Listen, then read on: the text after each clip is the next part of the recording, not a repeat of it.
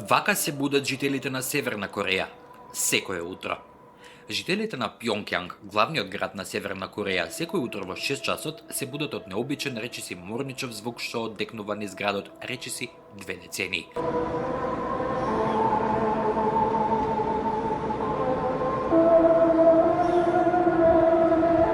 Ова рутина, која беше воведена во 2008 година, стана не само дел од секојдневниот живот, туку и символ на присуството на режимот во секој сегмент од животот на граѓаните. Звукот е толку продорен и препознатлив што е речиси невозможно да се игнорира, без разлика каде се наоѓате во градот. За многумина тоа не е само утренски аларм, туку секојдневен потсетник за строго контролираниот систем на владење управуван од династијата Ким.